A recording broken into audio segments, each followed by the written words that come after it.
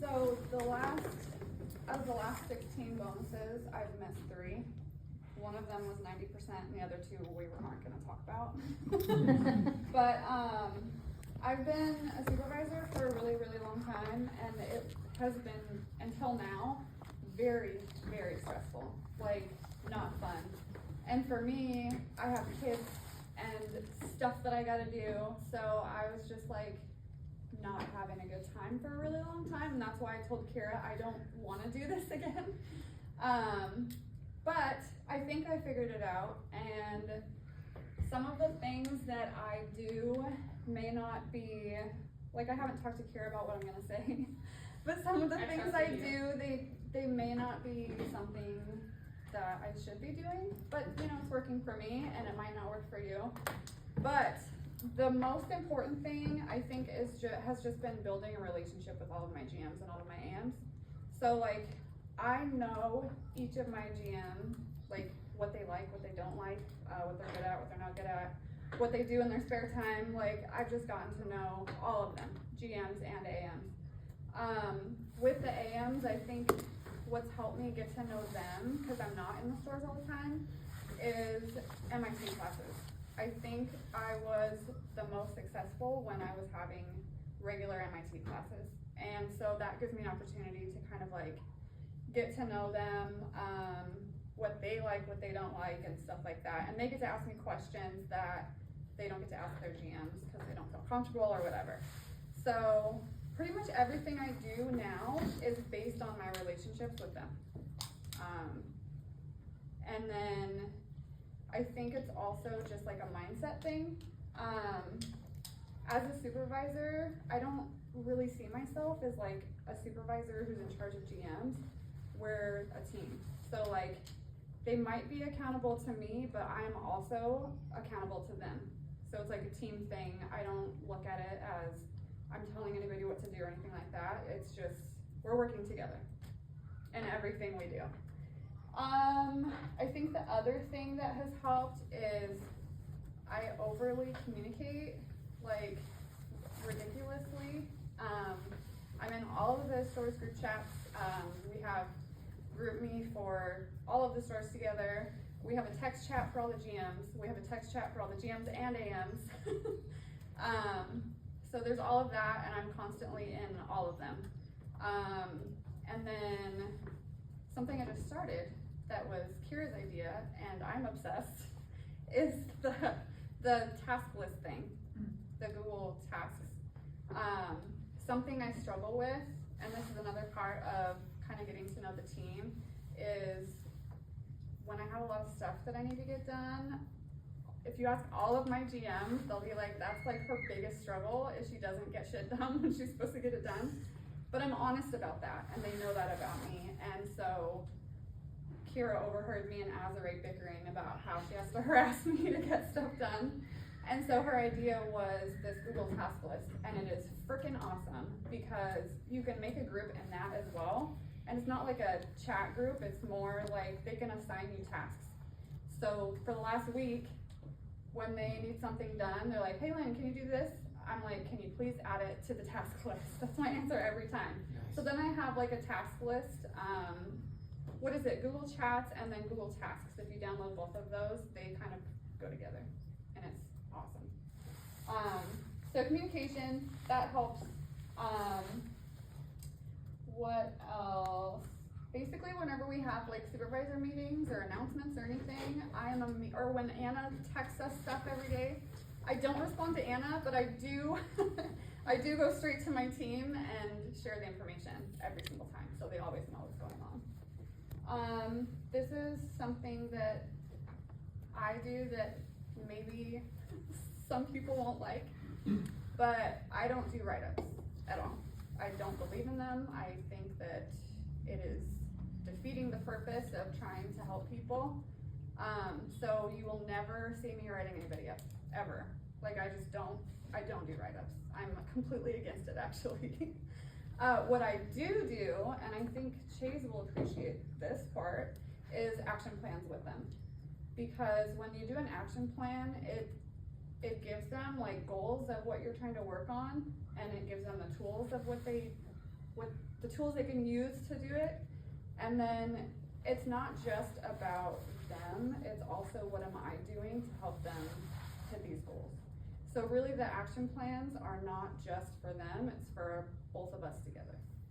So I'm really big on action plans. I like them because they're not negative and it's just showing them that we're working together to hit the same goals. What else? Speaking of not being able to get things done, I don't overcommit. That is, I think that's one of the biggest things that made it hardest for me when I first was a supervisor. Is I thought being a good supervisor was saying, yes, I can do that. Yes, I can do that. Yeah, I'll do that. But if you can't do it, just tell them you can't do it. Or if you're not going to get to it, tell them you're not going to get to it. Just be honest. And so that's, having that Google task list actually helps quite a bit because I get very overwhelmed very easily. And then something else I do is in between stores, I actually take like a really long break in between. This is another thing that I don't know if that's okay. But I take a really long break in between stores and I sit in my car. Usually at the end of a visit, and then when I get to a store at the beginning of the visit, I'm just sitting in my car. And I have, this is my little black book that I was talking to you about, Dylan, last time. But I keep this in my pocket when I go into stores. And I just take notes on what needs to happen.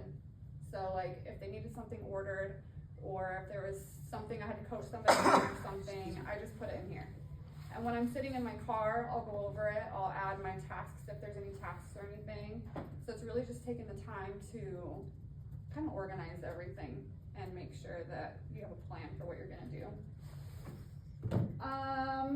When I am leaving a store, this is just another thing that I think helps, but when I'm leaving a store, I always make sure to ask whoever the shift runner is if they need a break. I don't leave the store without giving them a break.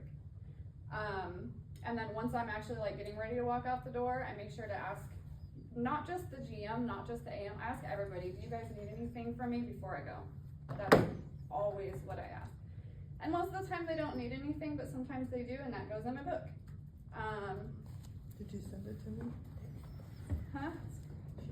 Oh. The other thing is I teach them, this has been a long time coming, like it's taken a lot of practice, but I teach them to be self-sufficient. So when they're calling me asking questions, or they're like, I don't have a rush driver tonight, or I need to find an opener this day, I tell them to figure it out.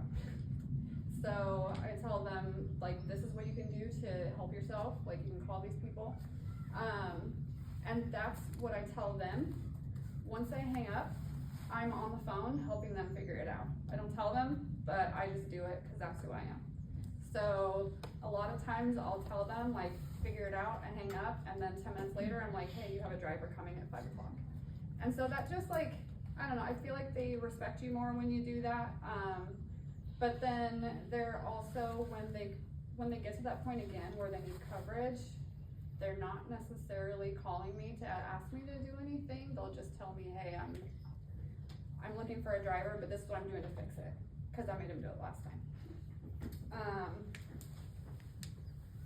So I'm always, even when I tell them to figure it out, I'm always behind the scenes doing stuff. I don't tell them I am, but I do it, and then they're surprised when they have coverage. And then something else, so there's two more really big things. One is I have 4 stores. 2 of the stores are amazing, running great food, great service, great labor, everything. The other 2, not so much. And having 4 stores, it gets to be kind of overwhelming when you have to put your focus on more than one store that is kind of failing. So what I did is I took those 2 stores GMs that were doing awesome, and I had a conversation with them and said, hey, how would you guys feel about mentoring the other 2 stores? Like, you would basically be working together with them to help with their food and labor, because you guys are so good at communicating, you guys are always like on it with your team. So what if you guys did that for the other 2 stores?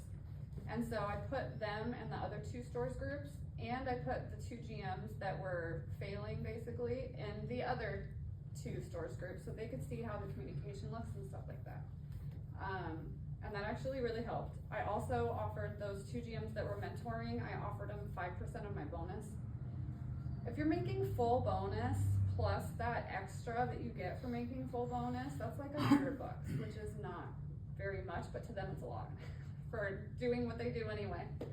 So that's been working out really well. I have Austin and Azare helping Virginia, and it was Victor, but now it's Bree, who is, her first week was last week and she hit full bonus. It was very exciting. Oh yeah. And then the last thing, and this has been a huge thing for me because I've always been so stuck on like rules and regulations and like this is how it's supposed to be done.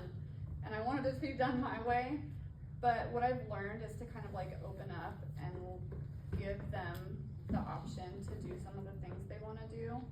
So for like Azare and Austin, who are running all of their stuff, they can work whatever they want.